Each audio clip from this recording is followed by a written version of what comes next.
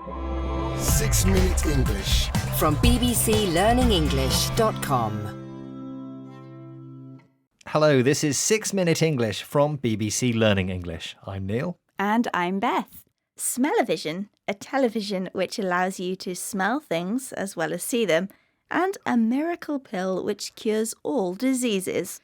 These predictions for the future were made in the 1930s, but so far they haven't come true. Making predictions for the future isn't easy. Just ask tech billionaire Elon Musk, who recently predicted that artificial intelligence will eventually mean that no one will have to work.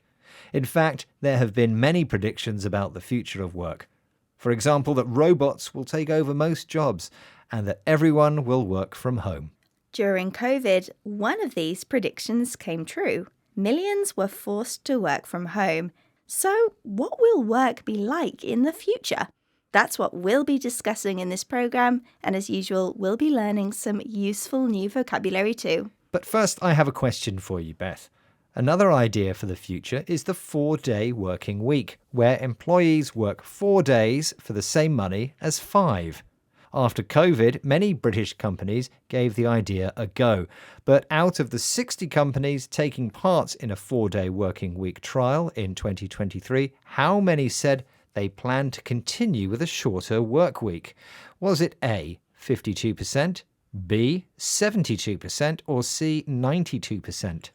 I guess 52% of the companies plan to continue with a 4-day week. OK, Beth, I'll reveal the answer later in the programme. Now, whatever Elon Musk thinks, as we've seen, it's difficult to make your predictions accurate. Here's Sean Ley, presenter of BBC World Service programme The Real Story, asking University of Cambridge professor Brendan Birchall what he thinks about predictions for the future of work. Brendan Birchall, when you look at all the predictions that have been made, certainly in your working lifetime, do you kind of take some of the things that are being predicted now with a large pinch of salt? I do. I think we have to be sceptical. I think the track record for economists and other social scientists isn't good. When we look, for hundreds of years, 100 years now, people have been predicting that there'll be really quite dramatic reductions in working time, like Elon Musk has just made. And previously, those predictions, although we're heading very gradually in that direction, those predictions of very, very large changes in working time just haven't come to pass. Sean asks if we should take predictions with a pinch of salt. To take something with a pinch of salt is an idiom meaning to doubt that what you've been told is accurate or likely to come true. For example, if your friend always lies, you take what they say with a pinch of salt. Professor Birchall thinks predictions for the future of work have a bad track record. A track record means all the achievements or failures that someone has had in the past.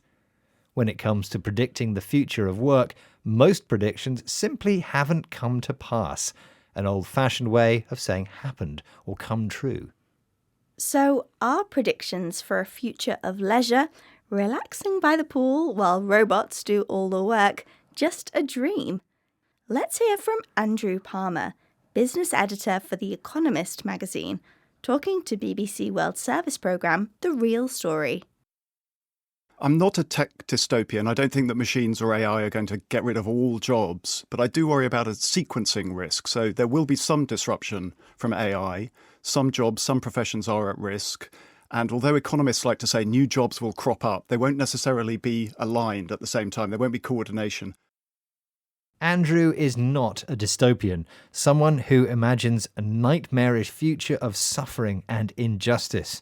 He doesn't think AI will get rid of all jobs. To get rid of something means to remove it because you no longer want it. Andrew predicts that AI will replace some jobs, and those workers will need support. But he also thinks new jobs will crop up. They will appear unexpectedly. And that's exactly the problem.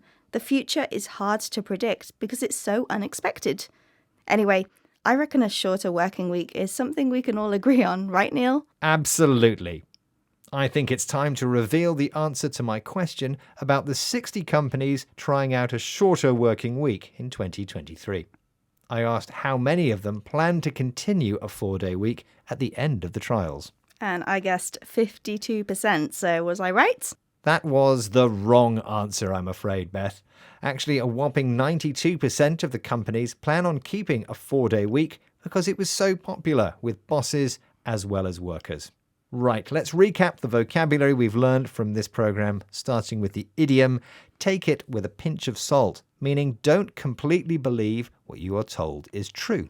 A track record means the achievements or failures of someone's past performance. Come to pass is an old-fashioned way of saying take place or happen. A dystopian is someone who foresees a nightmarish future where there's great suffering and injustice in society. If you get rid of something, you remove something that you no longer want.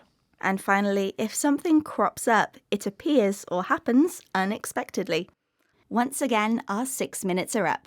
Join us again soon for more trending topics and useful vocabulary here at 6 Minute English. Goodbye for now. Goodbye. 6 Minute English. From bbclearningenglish.com.